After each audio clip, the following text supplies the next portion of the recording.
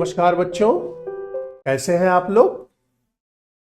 आशा है कि आप लोग स्वस्थ और प्रसन्नचित्त होंगे।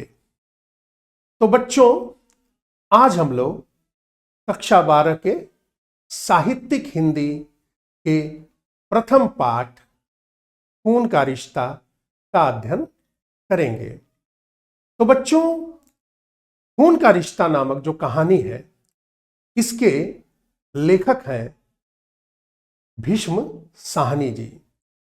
तो सबसे पहले बच्चों, हम भीष्म साहनी जी के संक्षिप्त जीवन परिचय पर प्रकाश डालते हैं।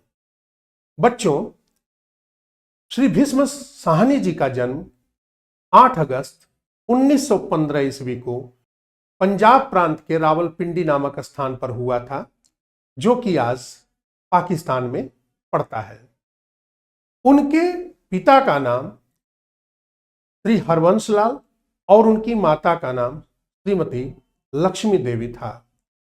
उनके भाई बलराज साहनी हिंदी फिल्मों के प्रसिद्ध अभिनेता थे।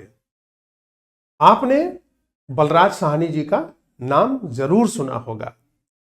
भीष्म साहनी जी पर राष्ट्रीय आंदोलन का बड़ा गहरा प्रभाव पड़ा। सन 1957 ईस्वी से 1963 ईस्वी तक मास्को के विदेशी भाषा प्रकाशन गृह में अनुवादक के पद पर कार्यरत रहे। उन्होंने दिल्ली कॉलेज में अंग्रेजी के प्रवक्ता पद पर भी कार्य किया और संपादन के क्षेत्र में भी उन्होंने अपना हाथ आजमाया। नई कहानियां पत्रिका के संपादक के रूप में उन्होंने साहित्य जगत की सेवा की। वे प्रगतिशील लेखक संघ एवं एफ्रो एशियाई लेखक संघ से भी जुड़े रहे। बच्चों, बताते चलें कि प्रगतिशील लेखक संघ का प्रथम अधिवेशन लखनऊ में सन 1936 ईस्वी में हुआ था, जिसके सभापति मुंशी प्रेमचंद जी रहे। मुंशी प्रेमचंद जी भी एक बहुत सुप्रसिद्ध कहानीकार हैं। और बच्चों, इसी प्रगतिशील लेखक संघ से भीष्म साहनी जी जुड़े रहे और वे अनवरत साहित्य जगत की सेवा करते रहे और इस प्रकार से साहित्य जगत की सेवा करते हुए उनकी मृत्यु 11 जुलाई 2003 ईस्वी को हुई। तो बच्चों, ये तो रहा उनके जीवन और उनके व्यक्तित्व के बारे में, लेकिन अब हम उनकी रचनाओं पर भी दृष्टिपात करते हैं। उन्होंने कहानियां भी लिखी, नाटक भी लिखे, उपन्यास भी लिखे। तो उनकी प्रसिद्ध कहानियों में खून का रिश्ता, अमृतसर आ गया, चीफ की दावत और वांगचू ये प्रसिद्ध कहानियां हैं। वैसे तो उन्होंने ढेर सारी कहानियां लिखी, लेकिन ये कुछ उनकी प्रसिद्ध कहानियां हैं। उनके प्रसिद्ध नाटक हैं कबीरा खड़ा बाजार में और हानूश। उनका बहुत ही चर्चित और प्रसिद्ध उपन्यास है तमस। तमस भारत और पाकिस्तान के विभाजन के उपरांत सांप्रदायिक हिंसा की विभीषिका पर आधारित एक उपन्यास है। तो बच्चों, ये तो रही उनकी रचनाएं। अब हम उनकी साहित्यिक प्रवृत्तियों पर दृष्टिपात करते हैं। कथाकार भीष्म साहनी जी की भाषा सरल, सुबोध एवं मुहावरेदार है। उनकी कहानियों और उपन्यासों में हिंदी, उर्दू, अंग्रेजी के शब्दों के अलावा मुहावरों का भी अच्छा प्रयोग हुआ है। हिंदी, उर्दू, अंग्रेजी शब्दों के प्रयोग का मुख्य कारण यह है कि वे एक तो वर्तमान पाकिस्तान के क्षेत्र में पैदा हुए थे, जहां की उर्दू का बाहुल्य था, हिंदी के साहित्यकार थे। इस प्रकार से अनेक भाषाओं का पुट उनकी हिंदी में मिलता है। उनके कथा साहित्य में जड़ मान्यताओं और परंपराओं का खंडन देखने को मिलता है। जैसा कि मैंने पहले भी बताया कि वे प्रगतिशील लेखक संघ से जुड़े रहे। प्रगतिशीलता का तात्पर्य यही है कि जड़ता, रूढ़ियों और दकियानूशी विचारों के विरुद्ध एक विद्रोह का भाव, जो उनकी रचनाओं में देखने को मिलता है। परंपराओं के खंडन से तात्पर्य यह नहीं है कि वे संस्कृति और परंपरा को नहीं मानते थे, लेकिन जो सड़ी गली परंपराएं जो समाज और राष्ट्र के लिए अनुपयोगी हो चुकी थी, या जो दकियानूशी विचार थे, जो जड़ मान्यताएं थीं, उन पर उन्होंने अपनी रचनाओं के माध्यम से तीखा प्रहार किया। उनकी कहानियों में सांप्रदायिक समस्याओं का भी सच उभर करके आया है। जैसा कि मैंने पहले भी बताया कि तमस इसका बड़ा ही अच्छा उदाहरण है। हालांकि वह उपन्यास है, लेकिन कहानियों में भी यह देखने को मिलता है। बच्चों, आज हम पढ़ रहे हैं खून का रिश्ता कहानी। तो यहाँ पर इस छोटी सी वीडियो में हम पूरी कहानी को तो नहीं पढ़ सकते हैं, लेकिन उसका सारांश जान लेते हैं। तो सबसे पहले हम खून का रिश्ता कहानी का सारांश देखते हैं। इस पाठ में चाचा मंगल सेन और भतीजे वीर जी के माध्यम से कहानी आगे बढ़ती है।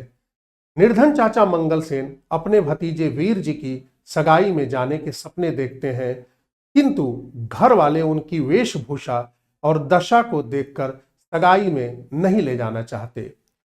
वीर जी की इच्छानुसार मंगल सेन वीर जी के पिता के साथ सगाई में जाते हैं। जैसा कि आप देख रहे हैं, यहाँ पर एक सगाई का दृश्य भी दिखाया गया है जो पंजाबी सिंधी परिवारों से संबंधित है।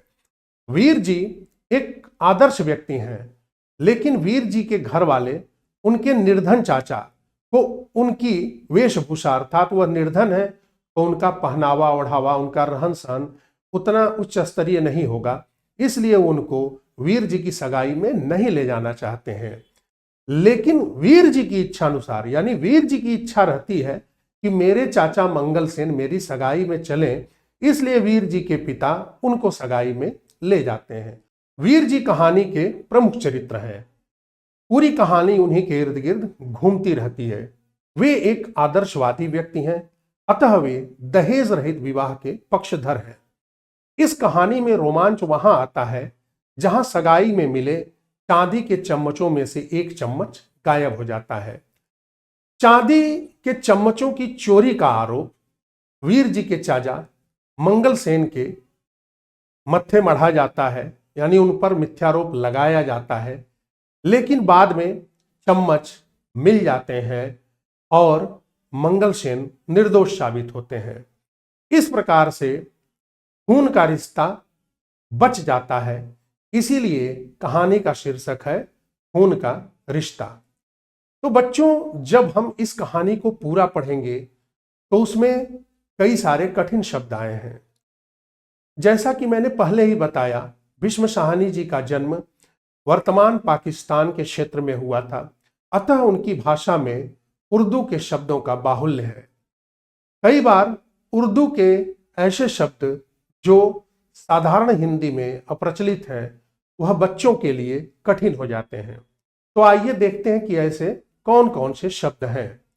बेआबरूई का अर्थ है बेइज्जती करना या अपमानित करना।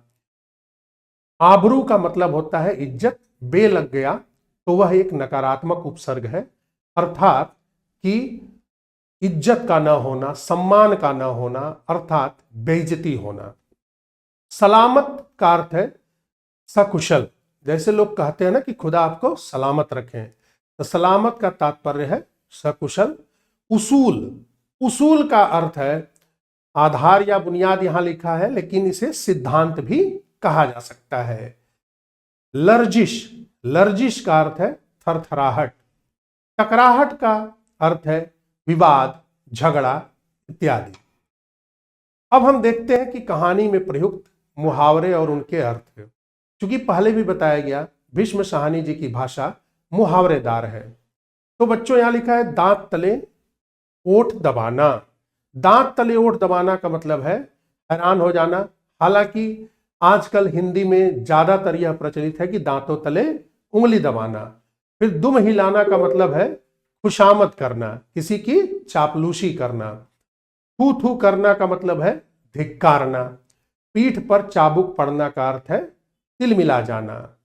तो बच्चों, आशा है कि आपने इस पूरे सत्र का आनंद लिया होगा।